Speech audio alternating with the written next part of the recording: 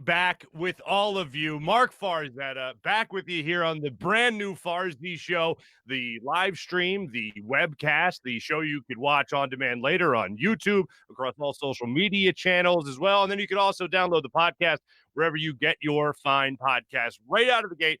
I want to thank you, the listeners. I want to thank you, the people that have followed me throughout my career here in Philadelphia. I can't thank you enough. The support that I got when I became officially a free agent, let's refer to it as that, it was so overwhelming, ridiculously heartwarming. And from the bottom of my heart, thank you so much for all of that. It was absolutely amazing. It really was. So thank you. On a business side of things and personal relationships like that with Steven Singer of Steven Singer Jewelers here at the Steven Singer Jewelers Studios. I want to say thank you to all of you as well. My agent reached out to me shortly after everything went down and just said, "Hey, there's people that want to work with you." They've reached out and they said, "Hey, if he does anything, we want to know what he's doing." And I can't appreciate that more. It really is just amazing. To give you a little update on everything that's been going on with me over the last 2 months, I built my daughter a little house outside. She's now 1.5. Lil Toots, as some of you have come to know my daughter Emanuela, and she's doing fantastic. She's going to enjoy playing out in the snow a little bit later. The missus is good, Toots, regular Toots, if you will. She's doing great, and we're all doing fine in the Farzetta family. And I appreciate everyone reaching out and giving me all their well wishes. Something else we're going to close the show on today is another personal note that we'll get involved with a little bit later. But we'll talk about that. We got so much to get to. Basically, how I see this show going for everyone is we're going to basically highlight all the big topics of the day in the open of the show. I'll give you all my takes on all the big stories. I know it's a great day to start a webcast, a podcast, a social media show on a day where the Flyers win in overtime, the Sixers win without Joel Embiid, the Phillies are making moves for themselves, and then there's some crazy trade that happened involving Matthew Stafford in the NFL. So we got so much we're going to get to on today's program, and we will pay tribute to the great John Chaney.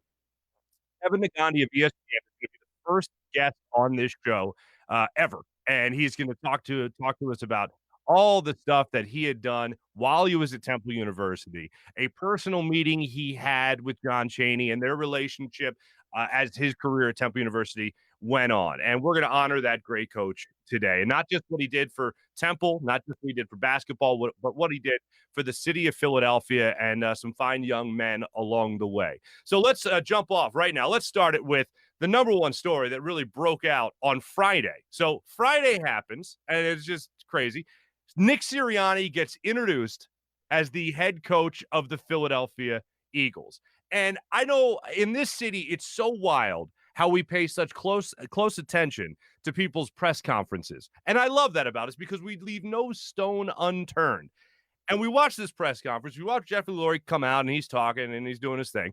And we're like, well, when's Nick Sirianni coming out? And I wanted to give this guy the benefit of the doubt because isolated, just if you tell me Nick Sirianni gets hired as a head coach somewhere, I'm looking at him and I'm thinking, okay, he's got a good background, worked with Frank Reich. He's worked with multiple quarterbacks. They've had some success with that offense. Let's see what he could do here in any city that he would wind up in. It just so happens it's right here in Philadelphia.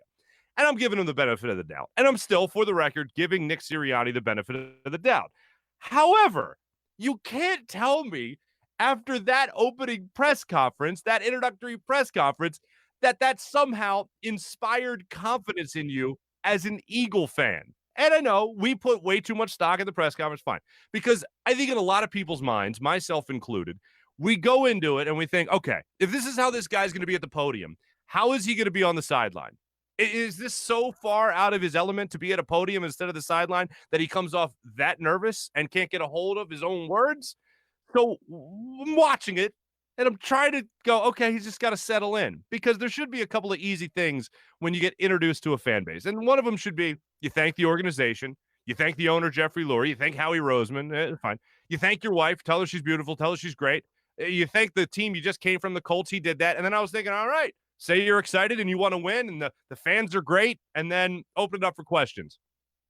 It just kept going and going and going. And it didn't stop. And the longer it went, the more uncomfortable it got. And the more worried I got about what's going to happen when there's that crucial moment in a game where he needs to make that tough decision. And he's just sitting there, I don't know what to do right now. That was horrifying. And I'm not going to judge an entire career off of one press conference, but man, that did not hit home with anybody in Philadelphia. I know people don't want to jump down his throat, but I can't help it. You're watching that whole thing unfold, and you're looking at it and thinking the entire time, this is what's going to happen now. We like Doug Doug Peterson, and I was more optimistic when they hired Doug than most. Doug crushed his opening press conference. He was confident. He owned the room. He was great. Andy Reid, standoffish, the whole thing. What you saw from day one from Andy Reid is what you saw on the last day of after 14 years of that. But this press conference was great. Chip Kelly owned the room. Fine. He had 10-6 seasons and then was fired after that. But when you watch this whole thing play out, I couldn't believe that this was the guy. This is the guy? And we'll get into some specific things. And one of the things that really jumped out, I know Adam Lefkoe put out a tweet highlighting a 40-second snippet of the press conference, just kind of giving you a idea of what he was doing. And I'll play that for you a little bit later. But one of the things that was just wild to me was when he was asked about game day roster. Who has the final say on the game day roster? And Nick Sirianni said, well, Howie has control of the 53. I have control over, I believe I have control over the 47.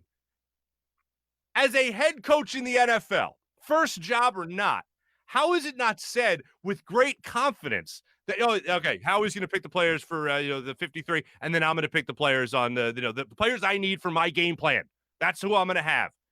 And it just kind of all goes away. It doesn't get explained. It only gets talked about in question. No assertiveness. And I know as a head coach, one thing you definitely need is to be assertive, especially if you're walking into a situation that we have in Philadelphia, which is, this is the one thing you can really take away from that press conference to really go ahead and say, hey, this is what's going to happen next year. There's going to be a quarterback competition. And I don't know why he beat around the bush so much. He alluded to everyone is going to be up for a competition at their own position because this is the NFL. But just say that and move on. I know he got asked about it multiple times. You just answer it the same way. It doesn't seem to be that hard. And I think most logically thinking people look at the situation in front of us and say, this is what's going to happen. There's going to be a quarterback competition because it doesn't necessarily behoove the Eagles to trade Carson Wentz right now. It doesn't really behoove them to trade Jalen Hurts. You have the rights to both these players. Why not have them battle it out at training camp and see who wins? Will Carson Wentz be the reigning champion, so to speak? Yes. Jalen Hurts will have to knock him out. There can't be a TKO type of situation. You have to definitively win in training camp. And it'll be the first time we had a legit quarterback competition since Nick Foles versus Michael Vick in year one of Chip Kelly. I look forward really to seeing it all play out.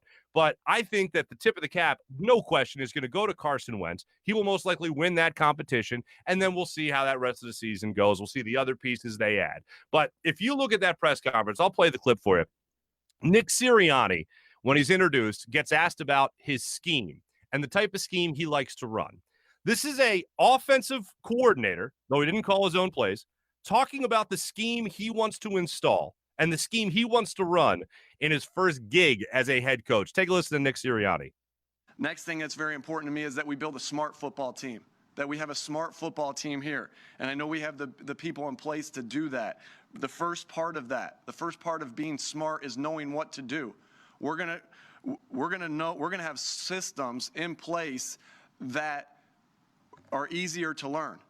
All right, complicated to the defense or offense that they're going against or the special teams group they're going against, but easy for us to learn.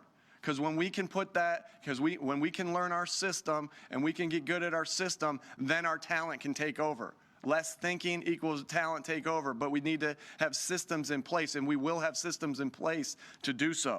Next thing that's very important to me is that we build a smart football team, that we have a smart. This is just, I don't know what to do with that. In all honesty, it doesn't inspire confidence, and that's the one thing you were really looking forward to seeing happen when they actually hired another head coach. Like I said, Doug owned the room. Nick Sirianni, not so much. By the way, just a quick side note, I do hope everyone's doing okay with all the snow that's falling outside or has fallen outside. I know I'll be shoveling shortly. I hope you all got your bread. I hope you all got your eggs. I hope you all got everything you need for the house and your milk as well. So good luck with the snowfall. Something else that's just wild to me. is the Joel Embiid. There's a lot of stuff I got to get off my chest today. And Joel Embiid, good Lord, doesn't play last night, and the 76ers come back from 20 points down. And I couldn't believe what I was watching against the Pacers. The young kids were going out there, handling their business. You have Maxey going out there. You have Thibault going out there. You have Furky going out there, one of the older guys, the younger guys on the team, if you will.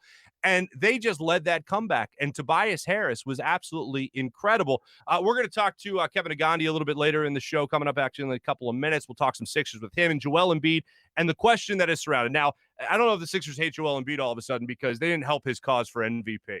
And I know every single year we look at Joel Embiid and we say, this is going to be the MVP. This is going to be the guy. And then there's some type of, he's tired. There's some type of conditioning that doesn't really come into effect. Then we start talking about the cheeseburgers that he likes to eat before the game and all that.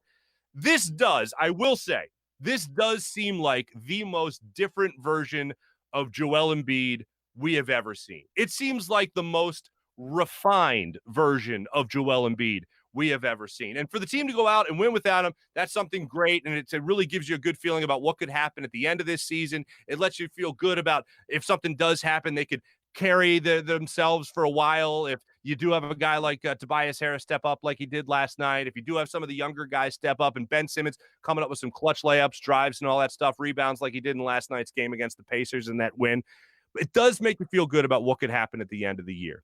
But overall, I don't know if the NBA, and I want this to be untrue. I don't want this to be true. The NBA, I don't think they want to admit to themselves that a center in today's day and age can be an MVP in the league. Like I was talking about a second ago with Carson Wentz versus Jalen Hurts and how Jalen Hurts would have to KO the reigning champion, no TKO. He'd have to win the quarterback battle by a wide margin. Joel Embiid would have to put everybody so far back in the rearview mirror in order to win the MVP award that I think it would be next to almost impossible for him to do it. But, man, I think we can have a lot of fun here in Philadelphia rooting for that to happen. Because one of the things that has just been amazing while watching him play so far this year, like I said, this is the most refined version of Joel Embiid we've ever seen, is that he's not just playing like a guard like some people say he is. He's not just playing like that. He is playing like a small forward in 90s basketball. It's not 90s style basketball like a center backing somebody down on a block or something like that. He is playing such a great finesse game to go along with a power game, better than we have ever seen. And that's been something he's been known for. But to even take it from a lower level to this higher level that he's at right now, it's leaps and bounds. He was great before. This is superb, what we were watching when we see him on the court. And for them to win last night without him is a great sign of things to come for this basketball team going forward. I feel like you can really think that when you watch the playoffs this year, you'll see a team that's legit. And I think the Sixers, just based on what we have seen so far this year, we're going to see the Sixers get past that second round of the playoffs based on this team that we have in front of us right now in Philadelphia, and that feels great to see. I do want to just give a shout-out real quick to the Phillies and Dave Dombrowski. Since I've been off the air, they've gone ahead and just hired everybody and taken care of business as far as that goes. I like the moves that they made so far. Still got to make more moves for the bullpen. Obviously got to add starting pitching, and what they have done to bring back JT Realmuto, absolutely nobody is against that. And then also what they did to bring back Didi Gregorius, couldn't be more in favor of that as well. On a more somber note, as I mentioned in the top of the show, John Chaney, great man, passed away on Friday. And I'm a Temple University graduate, and I wish I could say that I had some great one-on-one moments with John Chaney, but John Chaney, he retired maybe a year or two after I graduated. And I was, trying to get into the one-on-ones with him and trying to have a personal type of interaction with him. And it just wasn't available. As a matter of fact, the one time I actually got it agreed to by the school to get an interview, I was working for Temple Update at the time, which is the student-run news broadcast. And I finally got it approved. And I was all excited. It was going to be, it was like in a week. I got it approved. I was at a week to get ready for it. And it's my senior year. And just when it was about to happen, a certain game against St. Joe's took place where a player, John Bryant's arm was broken. And the interview was canceled. Let's just say that. But this legacy of John Chaney that we're going to get into a little bit more with Kevin Negandhi of ESPN in a minute is something that's absolutely profound. And I know a lot of people, the non-basketball people will mostly focus, non-Philly people will focus on a lot of negative things that unfortunately did happen. But I don't think it'll get reported enough, and I'm glad to see it go on the national scale the way it has with John Chaney. Talking about fighting Prop 48 to give a more even playing field for a lot of these players, young men. Talking about what he did in the community here in Philadelphia. The man that if you met him out on the street, you could stop, say hello, and act like you knew him forever. And it was really sad for me to learn. And I was really amazed at the impact that he had on non-Temple people. The text messages I got just as a Temple graduate, not even someone that had some kind of personal relationship with John Chaney. But I just want to make sure that I give my condolences on the first show here to not just John Chaney, but his family and all the wonderful things and really the sacrifices that you guys made as a family, the John Chaney family, in sharing his greatness with all of us in Philadelphia. So I do appreciate that.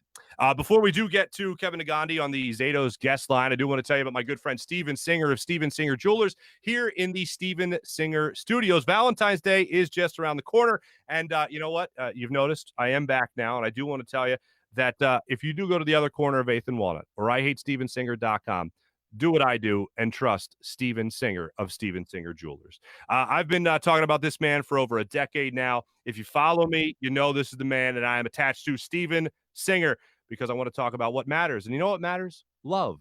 Love is what matters. And Steven Singer right now, he's like Walmart and Tiffany's. If they had a baby, that's what he's like because of all the low prices that he has right now. It doesn't mess around. Doesn't mess around even a little bit. Sales, discounts, no, forget about it. Not even a promo code. A lot of promo codes we'll give you, not for Steven Singer of Steven Singer Jewelers, because you're already getting the best price. So you know you're getting the best value. And Valentine's Day, 2 weeks away. Don't miss out. Go to IHateStevenSinger.com to avoid shipping delays. Steven has the #1 gift for Valentine's Day, and that's his real gold dipped roses, 24 karat gold preserved, guaranteed to last a lifetime. There's no better time to say I love you, especially with the brand new Twinkle Twinkle deep blue sparkling rose, the color of the night sky, just as the sun goes down. Go to IHateStevenSinger.com and get free shipping at IHateStevenSinger.com, starting at just $59. Well, Steven, man, it sounds fantastic. Without further ado, we are going to be joined by my good friend Kevin Negandhi, Temple University's own, from ESPN. Kevin Negandhi joining us here on the Zado's guest line. You are officially the first guest of the Farzy show. Wow. So I appreciate it. Look at that. We'll send the certificate. It'll be in the mail. You can hang it up right by those nice pennants and all that. It'll be a beautiful display, my friend. Absolutely. We'll put it next to my little daughter's dollhouse, considering she just made a cameo there on the side. So she's great camera presence. Like I don't even know if she needs Temple University. She might be able to teach there before learning there, my man. You mentioned camera presence. Here comes the 8-year-old who's decided to check in too. Good to see. This is awesome. This is great. So, Mark, I apologize. Oh, stop. When me and my wife used to be in TV, and then, it's in the DNA. When the camera is on, suddenly they decide they want to be a part of it. This is good. Do they think Joel Embiid's actually going to be an MVP? What do you think, sweetie? You think Joel Embiid's going to be an MVP? Yes. Yes? Can you say yes? Yes. Yeah, she agrees. There you go. We'll just send the we'll just tell her where to send the ballot. All right. Yeah. Even the 4-year-old knows. Like the 4-year-old knows. She knows one thing: Joel Embiid. She knows Carson Wentz. She knows Zach Ertz and Joel Embiid. Those are the three in every game we watch. Is Joel playing, Daddy? Where's Carson? Where's Zach? So we've got something good going with the baby of the family. We'll get more from all the Negandhis on both Joel Embiid and Carson Wentz. We'll get the missus to check in a little bit later, maybe. But I saw what you did on ESPN, and what you do is you do such great job on every outlet that you work for there on ESPN, whatever platform they give you, Sports Center, hosting everything else. You're just fantastic at that. And I saw your tribute to Coach John Chaney. And it was spectacular. And I, unfortunately, in my time at Temple, never got one-on-one time with him. It was always press conferences, and we'll get to that in a second. But you had such an amazing one-on-one experience with Coach Chaney. Could you walk us through it a little bit, please? Yeah, Mark. So Friday was a tough day. I cried a lot at my desk writing the story. And then I had to write an obit. I actually volunteered, told my producer and coordinating producer, I want to write the obit. And they were like, okay, fine. So, I had to write the obit that aired a little bit later on SportsCenter. So there were literally 2 segments on the 6 p.m. that night. And the first one was me recounting a story the first time I met Coach Chaney. So I loved Temple basketball in the late 80s. My brother went to Temple. He took me to my first real college game in McGonigal Hall in 1987, right before the Marc Macon season. And, they played West Virginia, and it was the McGonigal was a hot box, and it was just so loud. And I walked out of there and I was like, I'm addicted. And I love Temple basketball probably more than I loved Eagles football and the Sixers. Wow. And so then when it came time to pick schools, I went to Syracuse originally. I've talked about that before. And then I transferred to Temple, best decision in my career. And within a year, I got to the Temple News, where I was, the sports editor there. And at the time in the mid 90s, this is when Aaron and Eddie just were wrapping up. At the time, it's just like, hey, listen, go to the basketball program because we're top 25 and I've got to meet the legend. And that meant waking up for a practice. And so I remember getting up, getting into the city way before 5 a.m., making sure I'm in McGonigal and there's a practice. And I just waited it out for a couple of hours. And, the SID was kind enough. He knew I was a nervous, teenager. And John came over and just outside of practice now, he just bellowed, hey, where you from? And at this time, Mark, I am so nervous. I'm like, I'm from Phoenixville. And he's like, no, I don't care where you're from. Where are your parents from? And I was like, yeah, my parents are from India, Coach. And I'm the first person in my family born in America. And he looked at me. He's like, come on, let's go. And we went into his basketball office.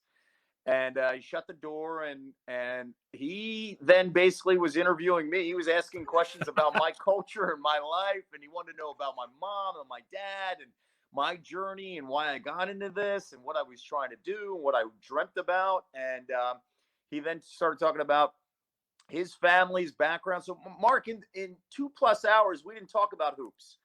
I didn't get the chance to ask him a question about basketball. It was literally about his journey and my journey. And then he expressed that how much he loved Indian food. And I said, all right, listen, you've got to try my mom's home cooking. And he was like, yes, like he wasn't going to say no. And I kind of got an idea what he liked, didn't like. So I got home that night and I told my mom, I surprised my mom getting home. And I was just like, Mom, listen, you're making some Indian food. We're making some Indian dishes. And she's like, what? I'm like, we're making, and it's not for me. It's for Coach Chaney. And she was like, what are you talking about? And I was like, honestly, just make some really good Indian food. And these are the type of stuff that he likes. And she made 4 or 5 dishes for him. And I brought it in the next morning. I dropped it off at the office. And, I went to school. And I took, all my classes. Next day, this was before cell phones, believe it or not. You only had beepers if you felt important. And I go to all my classes and I get back to Temple News at my desk. I have all these Post-it stick-em messages and my phone is blinking like off the hook with messages. And I pick it up and I check my voicemail and it is all Temple basketball. And the student manager, Chris, who's still a friend, me and him were texting the other night on Friday night. He is looking all over for me. He was like, Kev, just give me a call. Please give me a call back. Give me a call back at the office. I call back and I'm like, what's going on? He goes, I need you to come down here as soon as possible. He's like, I went to all your classes. I've been looking for you all day. I left all these messages. I need you to come. Coach put me in this job, this assignment to find you all day. Can you come to the office? What the hell is going on? So, Mark, I get to the office and he gives me like this letter and like swag. And he's like, "It's not for you. It's for your mom." I'm like, "What?" Coach Chaney loved my mom's food. He wrote a letter to my mom, and Wow. he wanted her to have all this Temple swag. And I was like, "This is incredible." And I relayed it to my mom. But for the next 3 years, every time I saw Coach, anytime door was open, Mm. anytime I got the chance to talk to him, post game news. I posted a picture of me and Rob Knox, who was one of the writers with me in the sports department at the Temple News, and we're walking out on the floor after a game in the Palestra, and I'm interviewing him, and we just had that relationship. He was just so cool. And I got to tell you, just how he treated student reporters was amazing. Yeah, he Mm. never yelled at us. Everybody was like, "Oh, it must have involved." He was so cool. He understood what we were doing, and I think he viewed, my parents' journey, me being the first, in my first person in my family born in America. I think he viewed us as underdogs, and I think he tied that into what he went through. He was always an underdog, and what Temple was always viewed as an underdog, right? And I Hmm. think we always had that connection. I talked to him a couple years ago after I called a Temple basketball game, and we chatted briefly. And it was just I was just honored on Friday night to talk to a national audience, to share the stories of John Chaney. And the biggest thing, Mark, here, the biggest thing for me that night was to share some background about who John was and the connection he had with the players and the family at Temple and Philadelphia. And it wasn't about him and John Calipari. You can't ignore the John Calipari moment, No, of course but not. it was part of his story. It wasn't his story. And Right. nationally, I think sometimes we can get caught up in the headlines of, "Oh, that's the guy, with John Calipari." Mhm. No, there were so many other reasons why John Chaney was important to I think college basketball, to many young black men that were overlooked, couldn't qualify, had to sit out a year, couldn't get scholarships, and he fought for them. And him and John Thompson were their voices on the biggest stage, right? Mhm. And it was Absolutely. important for me to explain that night on Sports Center, and then share a little bit about my personal story, so people understood that John was much more than what you saw on the sidelines. Absolutely. And you, as so eloquently stated by you, fighting Prop 48 the way he did, and really the respect that he gained around the country. Like, sure, I know a lot of people might just focus on that Calipari moment that went. Imagine if that happened today, the go viral. That was Yeah, viral before viral was viral. you're And right. I had a conversation. I actually got a text message from a buddy of mine who normally our relationship consists of nothing but just joking around. He's a Georgetown guy, and he was like extending condolences to me and the entire Temple University family. Yeah, Anyone who ever even walked on Temple's campus, he wanted to text and just say, "Wow, this is so horrible. I'm so sorry." And not because I had anything close to a personal connection like you had with him, but he meant so much to us. And his one of his final years at Temple, I think he retired 2 years after I graduated. And I remember there's nobody that commands a room like John Chaney. Like, I think two people that command a room in the history of Philadelphia sports. One is Bernie Parent, and the other was John Chaney. yeah, And it was for totally different reasons. Bernie Parent was more the guy that was like the fun uncle you couldn't wait to show up, and John Chaney was more the strict but fair principal you wanted to give nothing but your best effort in front of. And that was yes. John Chaney. He demanded the best from everybody that came in contact, whether it's a student reporter, the end of the bench basketball player, his star basketball player, whoever it was. He demanded your best as a man and as a basketball player. And I think that's what really sets him above everybody else. Mark, really well said. And you look at this city, right? What's the DNA of this city? No BS. You come in Right. the room, whether you like me or not, I know you're not going to BS me. And that was John Chaney. Like, there was no BS. Hey, I'm going to tell you like it is, and this is why I think it is, and I'm going to kick your ass because of it. Like all of that stuff. Like, I think we adored him and loved him because of all of that. He never apologized for who he was, because we wanted the authentic person. We thrive to people who are authentic in the city, right? No And that doubt. that was John. I look at all the stars through the years that are not authentic, even though they're big names, and we see right through it. For John, we saw who he was from the beginning, and this underdog. mentality tied into the city in so many ways, and great pride for the entire, I think, Temple family, because John was the walking, I think, owl for us. And it wasn't because of like, oh, this character. No, it's because he is one of us and we could all relate to him. And if you've ever been in North Philly, he was John Chaney. Like, if you walk around, it's like much respect from everybody, literally teachers, students, fans. Like, you were going to get the same respect because that's who John was. My biggest, the thing that hurt for me was, obviously the '88 team, right? Sure, That of team was course. special. That 2001 team, like, if I hear the word the name Ty Shine and Seton Hall, Mark, I get really just tense, because that was the team, right? That was the team. Of course. Felt, you know what? They can make this run that we felt back in '88. So it broke my heart that he didn't get the chance to get to the Final Four. A funny, real quick story. Funny story that I was in his office one time, and he's on the phone and he's yucking it up and he's talking for 10 minutes, and I'm just sitting there, and he gets off the phone, and I just find, and he's just, I mean, he's laying it all out there. There was no transparency. I mean, there was all transparent. There was no like BS and he's hiding anything. He was on the phone with Bob Knight, and they were sharing stories about what each of them were going through. And let me tell you, you're just sitting there and you're like, and he gets off the phone, and he made a comment to me. He was just like, everybody calls me the Black Bob Knight. He's the white John Chaney. And I was just like, this is incredible. And that's amazing. That's why you look back and you see some of the respect across, I think, college basketball over the weekend, because John was a walking legend for us. And Temple University, a lot of people don't realize this, Temple Hoops is like, what, top 5, top 7, like one of the winningest teams of all time in college basketball because of John Chaney mostly. It's amazing. And that's something that too many people let slide away. But I do want to ask you about a couple of things. And again, just beautifully said about Coach Chaney. While I have you, I do have to ask you, a lot of hype is going around two main names in Philadelphia. One is Carson Wentz. The other is Joel Embiid. Joel Embiid, a lot of talk right now about an MVP.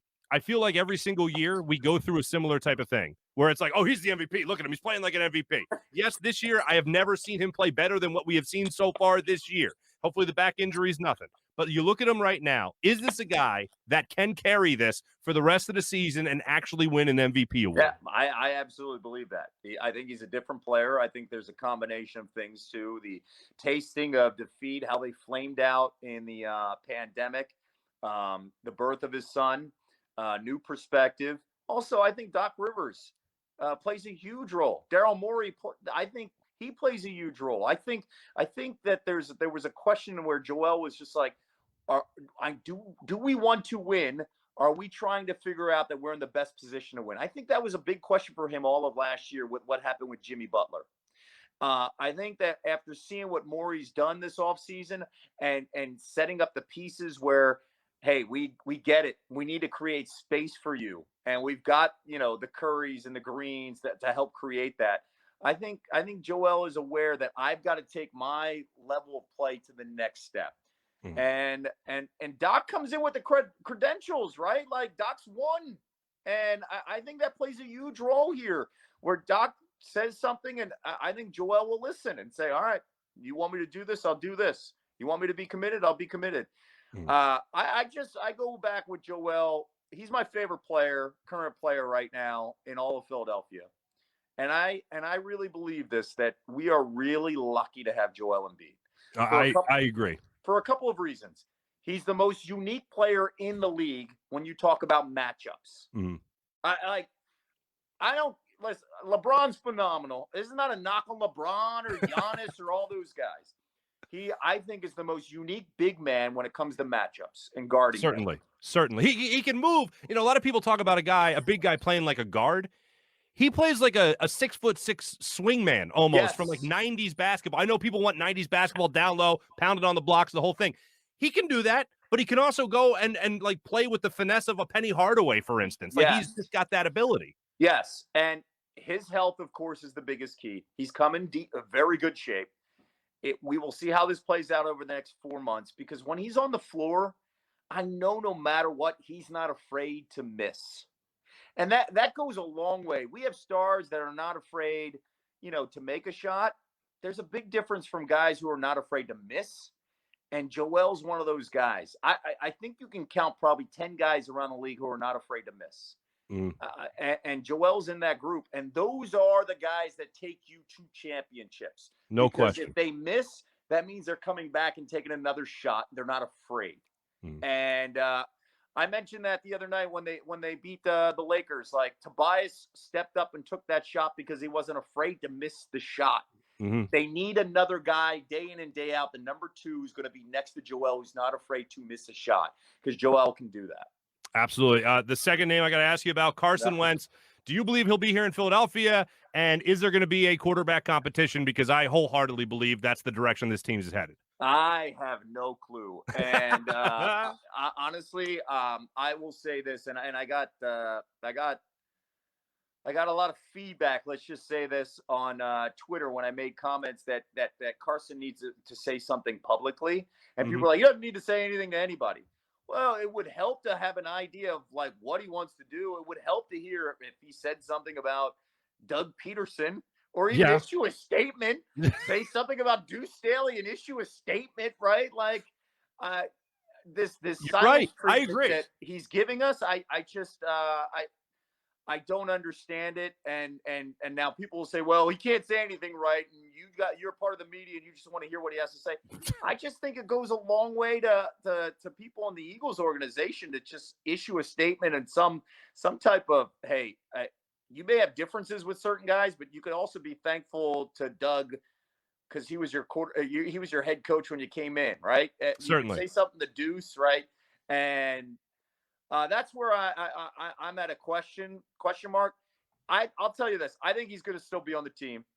The question is that if they have 2 quarterbacks heading into August, I think it'll be a real problem. No, I agree. And Mark, the reason why is I think that I think that Jalen Hurts is one of those guys that nothing phases him.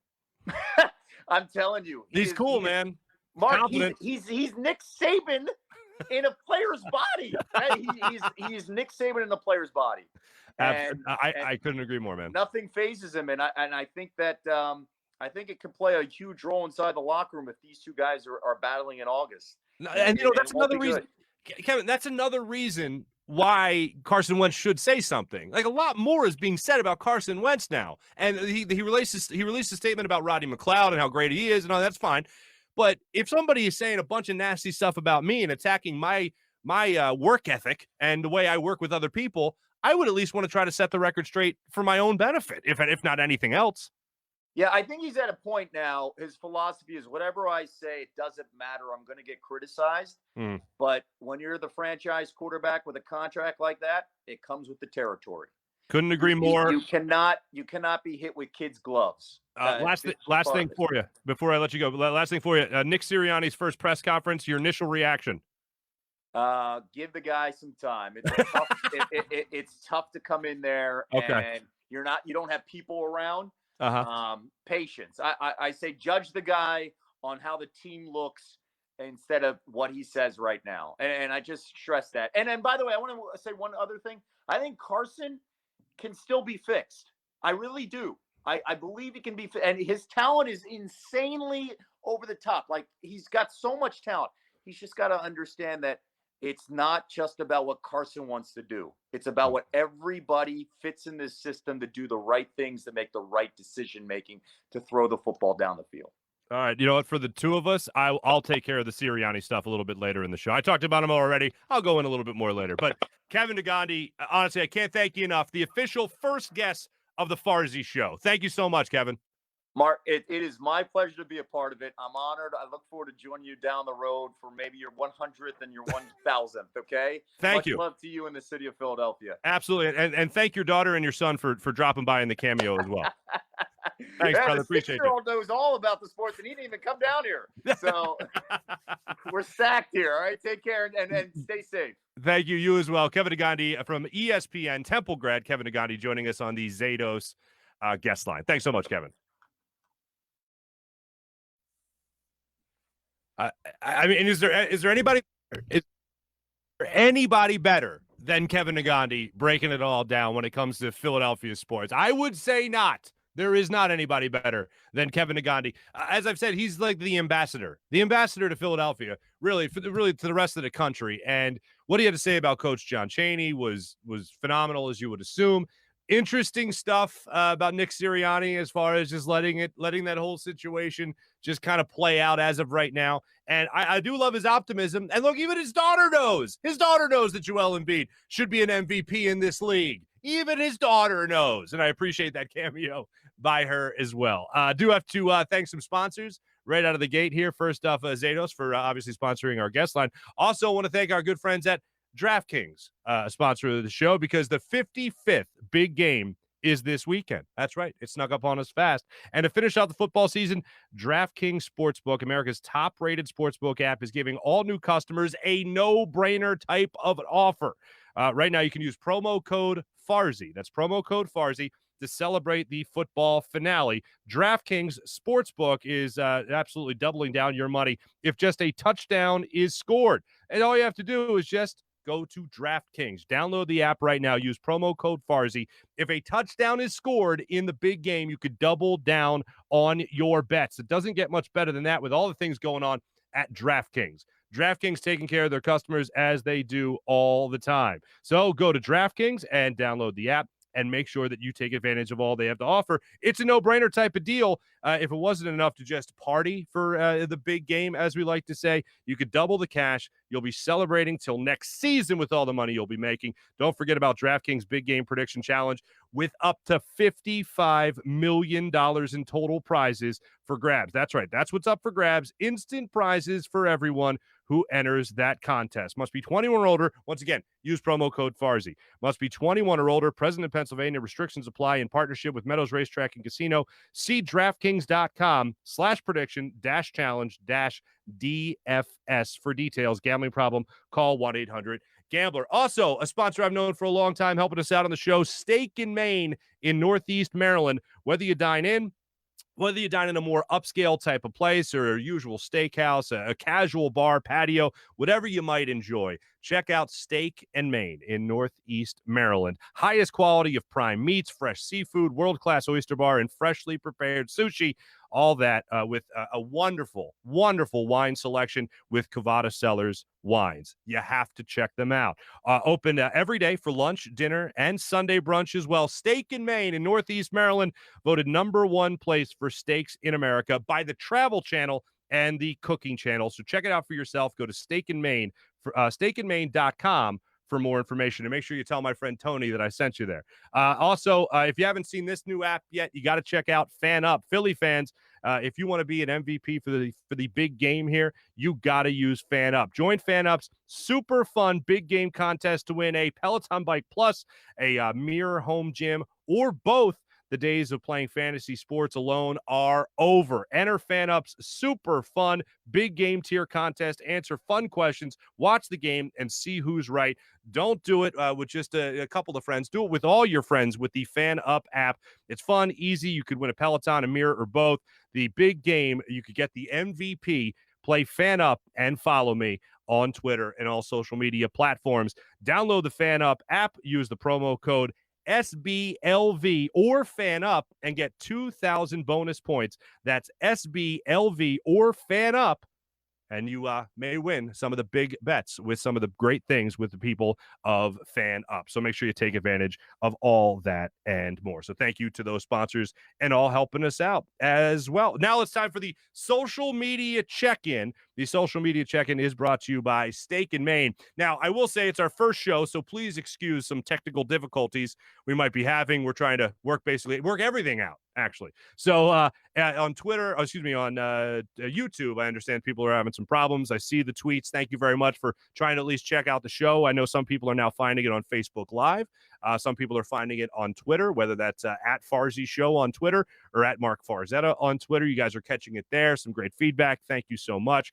As far as the show goes, that's for the social media check-in.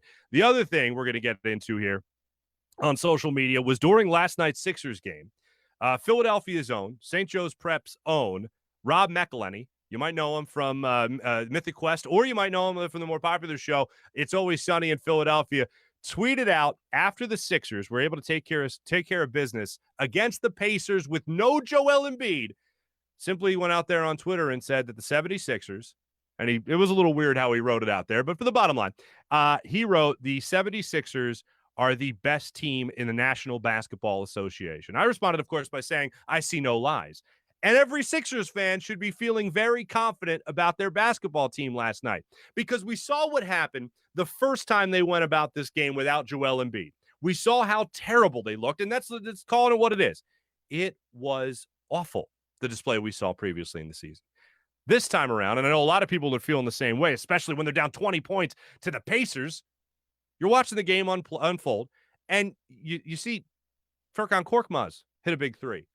You see Matisse Thybulle drive the lane, get fouled, make some foul shots. You see the same thing happen with Tyrese Maxey, for instance. You saw all these things play out throughout the game that gave you a little bit of confidence as it went on. And really what I thought, and there's so many different times I go back to this in my mind. I go back to how would this Sixers team have played the game last year? How would they have looked with obviously Brett Brown as the head coach, obviously not as good a roster? How would this game have played out? Because really what you're focusing in on is how a guy like Ben Simmons is going to step up, how a guy like Tobias Harris is going to step up.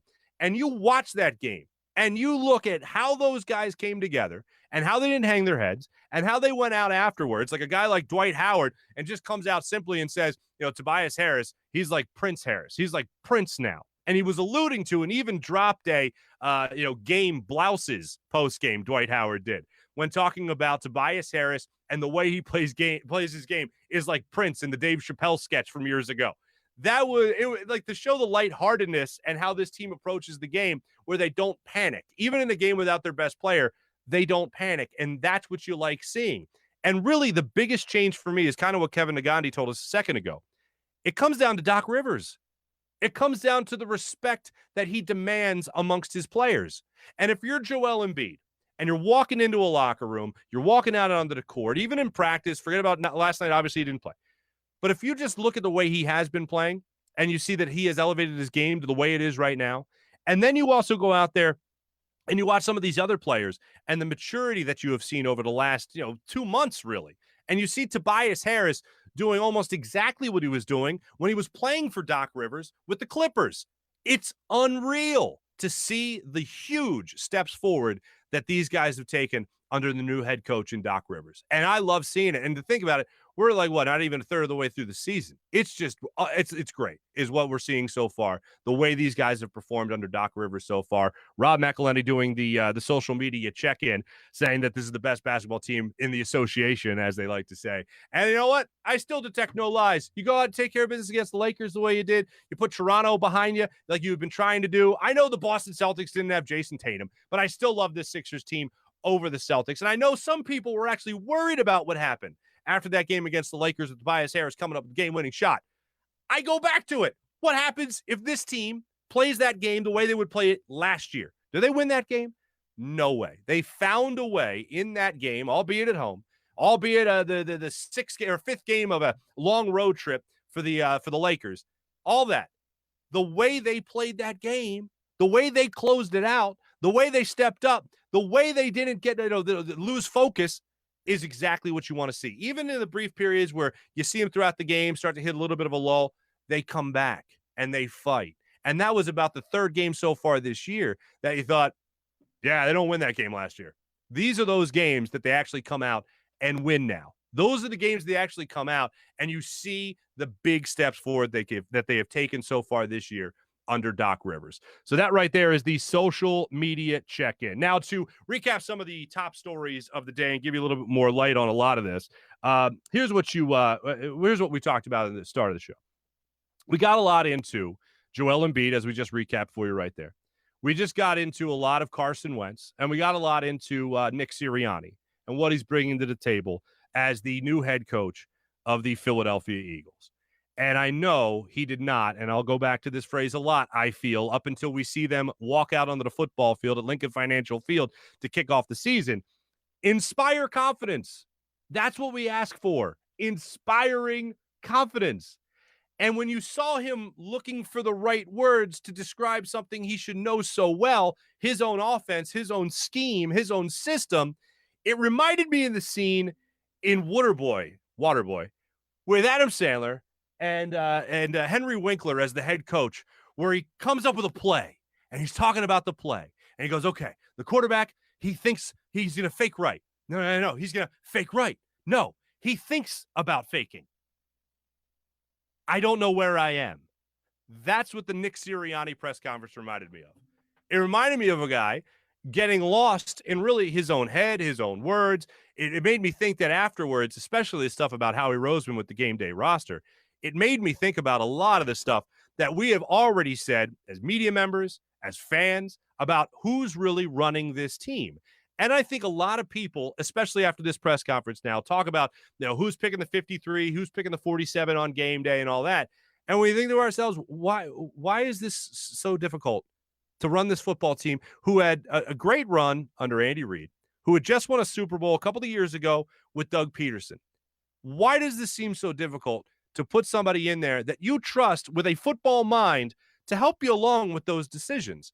And the more stuff that comes out, we look at all the Colts assistants coming over with Sirianni, and they're going to join his staff here in Philadelphia. And we think about that. And I know it looks like it's all Nick Sirianni. It looks like they're hiring guys that have a connection to him somehow, and they do. And I'm sure that went into it a little bit. But I think it still comes down to the fact that a lot of people, and I don't go as far as puppet, but I know a lot of people look at whoever the Eagles were going to hire next as a puppet. If it was going to be Josh McDaniels, not a puppet. If it was going to be a guy like Robert Saleh, not a puppet. If it was going to be Arthur Smith, not a puppet. But for whatever reason, I think the biggest vote of confidence on Nick Sirianni's resume, and I think this sometimes goes without saying, is the fact that he knows Frank Reich. And Frank Reich, I'm sure, has given him every ounce of a scouting report on Carson Wentz. And I know other people are looking at this Matthew Stafford deal and thinking, oh, wow, if that's what they had to give up along with Jared Goff, a guy who's won in the playoffs, a guy who's been to a Super Bowl, if that's what they're going to have to give up to get rid of him for Matthew Stafford, what are the Eagles going to have to give up in order to get rid of a guy like Carson Wentz if that's the decision that they come to? And I think it's going to have to be a lot more than Jared Goff. I think that's the unfortunate thing of all this. And there's some personal things that have gone on behind the scenes that people have alluded to when it comes to Jared Goff and it may be butting heads with the head coach in Sean McVay, and we see what happens and all that. But for me, I do relate it to what goes on with whatever the Eagles are going to do with Carson. And I think you have to. I know some people don't think this way, but I don't see how you don't draw a parallel between the two. But same draft class, big deals, big contracts. One has won in the playoffs. The other hasn't won in the playoffs. He got his team to the playoffs. They already clinched the playoffs by the time he got hurt against LA all those years ago. But when you look at everything from afar, bird's eye view, no pun intended, I don't know how you don't relate the two of them. Again, it comes down to the contracts. It comes down to the age. Goff even a little bit younger. Eagles looks like right now would have to give a haul just like the Rams did in order to move on from Carson. So this Matthew Stafford, Jared Goff, Rams deal here and Lions deal only makes me think more so that Carson Wentz is going to be here next year and most likely will be your starting quarterback. And I liked what I saw from Jalen Hurts. I thought you could work with a lot of what you saw. And I still think Carson Wentz is somewhat fixable. I don't think we're going to see that MVP form again that we saw back in 2017. But I do think we're going to see a quarterback in Carson Wentz that can at least get you wins on a regular basis, not grasping and clawing for, oh, please give us a 9-win season. I don't think it's going to be that. I think we're going to be consistently looking at 10, 11 wins, consistent good quarterback play from Carson. But I don't think we can get back to watching him play at that MVP level that he was at in 2017. And I do think it comes down to the Eagles looking at Carson and saying it is absolutely in our best interest to have him be some type of great starting quarterback. It's in our best interest to have him be a guy that can take it to the next level. It's in our best interest to make sure the guy that we already have a lot of money locked up in is actually the guy we trust with our franchise going forward. You really can't make an argument against it unless somebody does come down banging on your door right before the season, i.e. Sam Bradford and Teddy Bridgewater scenario, where you're able to get multiple first-round picks for him, not giving up with him. But I don't see that scenario happening. I think that's a fish-a-wish type of scenario for a lot of Eagles fans. So, again, we go down to it right now. Eagles are going to have Carson Wentz come training camp. Jalen Hurts versus Carson. If there's anything we could get out of Nick Sirianni with any bit of certainty going into that press conference or coming out of the press conference, it's the fact that you're going to have a battle. It's not going to be some guy being anointed the starter from Jump Street. It's going to be a competition that we're all going to sit back and argue who should start, similar to the way we did in the last legit quarterback competition that we saw here between Michael Vick and Nick Foles under Chip Kelly. So those are recapping the stories. Real quick, we do want to give you our morning rush brought to you by Sky Motor Cars. Check out Sky Motor Cars, the official car of Carson Wentz and Avonte Maddox as well. So here's what you got for the morning rush. Here's some things that we're going to do every day, things you need to know before you start your workday, whether before you get in the car or before you log on from your home office. One of the things we want to get into from last night, if you didn't see this game, it was epic. This game between the Nets and the Wizards last night in the NBA was unreal. The Wizards ended up taking this game 149-146 over the Nets, and it was insane. It was the highest over-under of the entire season. If you didn't get a chance to watch these highlights, it's absolutely bonkers, but the NBA was just running amok last night. Bradley Beal all over the place. It's just crazy. Kevin Durant playing, Kyrie Irving back there for the Nets as well. It was a wild game all throughout, so I recommend that you check out the highlights of that game a little bit later on. There's another NBA story that we haven't touched on yet. J.J. Redick, rumor, the Pelicans are interested in trading him to the Sixers or the Nets. A couple other teams are involved as well. Going back to the comparison from last season when we were begging for shooters, you mean to tell me that it's possible on this Sixers team you could have Danny Green, you could have Seth Curry, you could have obviously a guy like Joel Embiid, but I don't put him in that shooters category that you would the normal average Joe shooters, and J.J. Redick? Now, I don't bring up Furky, great shot last night, cool. I bring up Tobias Harris, outside shooter, you can do it, sure. But I think one of those guys, I think you're looking at some possible trade bait right there when you look at a guy like Furkan Korkmaz, possibly Matisse Thybulle. I don't think, forget about Maxey, not even close. But I think you look at a lot of these guys that the Sixers might be willing to move on from in order to bring him in, and J.J. Redick back with the Sixers. All of a sudden, comparing it to last year where you're begging for shooters, now it's like, whoa, how are you going to share the ball with all these shooters? I love the idea of J.J. Redick coming off the bench for this team. I think it only helps their cause, and I don't think really anybody can disagree with that. That was the Morning Rush brought to you by our good friends at Sky Motor Cars. Now we're going to tell you about DraftKings and our Big Bets segment. We're going to close out every show with the Big Bets segment, and there's really no other game to concentrate on other than the Super Bowl at the end of the season and at the end of this week. Minus 3 points right now. We're going to be breaking it down throughout the entire week, but I'm just going to tell you where I stand right from Jump Street on this Super Bowl. I don't know how the Tampa Bay Buccaneers, I don't know how they beat the Green Bay Packers. And it's not Lambeau. Lambeau is like, that used to be this great home field advantage. Not so much. Was it 3 straight games now at home in the playoffs that they've lost? Conference championships, 3 or 4 at Lambeau? They lose with Aaron Rodgers? I don't know how this happens, but I don't know how the Bucs ended up beating them. Drops, obviously, horrible pass interference officiating throughout the entire game. Aaron Rodgers taking sacks. It was a crazy game, and that's the only way the Bucs were going to win that. -3, the Chiefs at -3. I love that. I love that spread. I love betting the Chiefs, and that's why I'm going to go to DraftKings, and I'm going to bet the Chiefs. I'm going to bet more than a couple of bucks on them to take care of business with Tom Brady and the Buccaneers. Oh, I know you can't. Oh, no, you can't. I look at it like, oh, Tom Brady, how do you bet against him in the playoffs? Well, I'm going to go ahead and do that because I don't think he comes out of this Super Bowl with a 7th Super Bowl ring. I don't think that happens for Tom Brady. In closing, folks, there is one personal note I teased before the show today. I'm going to give you a little bit of a video if you just check this out real quick. I mentioned this before. Just look at this. My grandfather's 100th birthday was this past weekend. My grandfather turned 100. He lives outside Baltimore. He's originally from Shenandoah, Pennsylvania. That's Shenandoah for those that don't know the vernacular. But anyway, I'm just really proud of him, and I wanted to give him a shout-out on my first show. Al Chesnavage, my mom's dad, turned 100, and we had a drive-by celebration for him in Baltimore. So if you're thinking of somebody today and you want a positive vibe, you want a positive thought, think of my pop-up turning 100, Al Chisnavage. I love you, pop-up. Congratulations and happy birthday. I did ask him, I said, how's it feel to be 100? And he goes, now I'm working on 200. And I just couldn't. That is how he talks, by the way. But we're all so proud. And it was good to get the family together, albeit socially distanced in a drive-by celebratory fashion. Thanks for watching. Thanks for listening. The first Farzy show. I promise we'll get the technical difficulties worked out. Thank you so much for joining us here at the Steven Singer Studios. My thanks to Steak and Maine for helping us out here. My thanks to Zados for helping us out on the guest line as well.